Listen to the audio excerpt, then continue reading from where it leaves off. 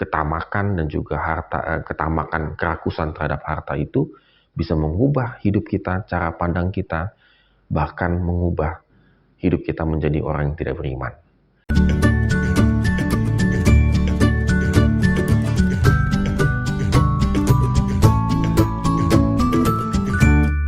Shalom Good Readers, hari ini kita bersyukur karena Tuhan begitu baik dalam kehidupan kita.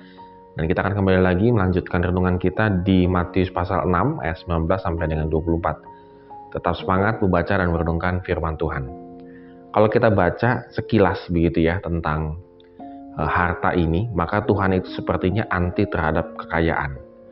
Namun tidak demikian ya, kalau kita betul-betul dalami dan kita akan lihat kembali lagi apa yang menjadi persoalan tentang harta ini. Yang menjadi inti persoalan itu di ayat 19 sampai dengan yang ke-23, yaitu adalah ketamakan.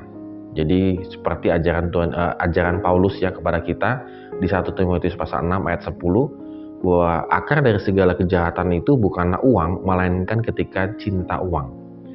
Jadi kalau ketika kita mengumpulkan harta itu juga berbahaya.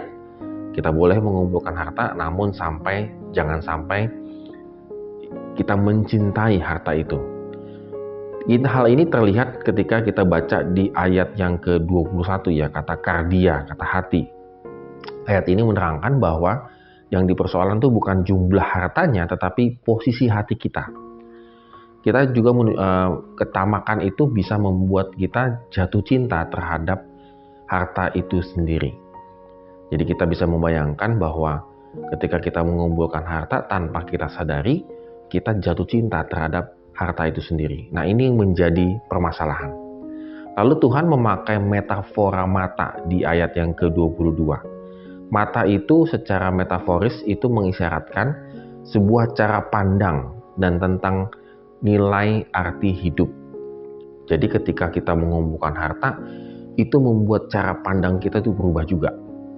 Segala sesuatu kita nilai dengan uang, bahkan kita sampai banyak harta tetapi kita sampai pelit.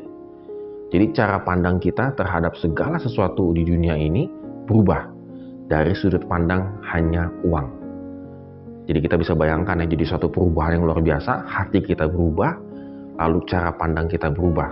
Maka kita bisa menilai bagaimana hidup kita jatuh ke dalam ketamakan harta. Nah, peringatan ini sangat penting ya untuk kita renungkan, karena Tuhan juga mengatakan bahwa kamu harus mengumpulkan harta itu di surga, karena di sana itu adalah ngengat pencuri itu tidak ngengat dan karat tidak merusakkannya, dan pencuri tidak membongkar serta mencurinya. Nah, konteks ini sangat mudah dipahami oleh orang-orang abad pertama begitu. Kenapa? Karena memang pada zaman dulu itu sering terjadi peperangan, dan kalau sudah musuhnya menyerang sebuah kota, maka segala harta kita akan habis. Kedua, walaupun kita punya tempat penyimpanan harta, itu akan sangat sulit. Karena apa?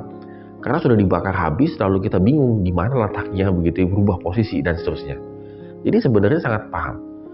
Sebanyak-banyaknya kita kumpulkan harta itu, bisa terjadi peperangan, kejadian dan seterusnya begitu ya. Maka semuanya akan habis.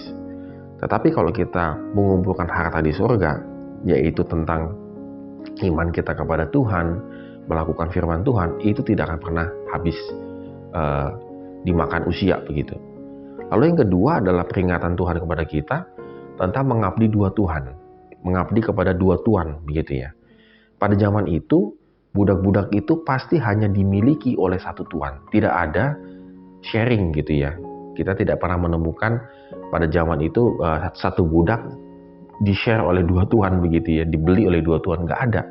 Jadi hanya satu saja begitu, dia hanya boleh memiliki satu tuan saja. Nah, ini kan konteksnya budak begitu ya. Bagaimana dengan kita?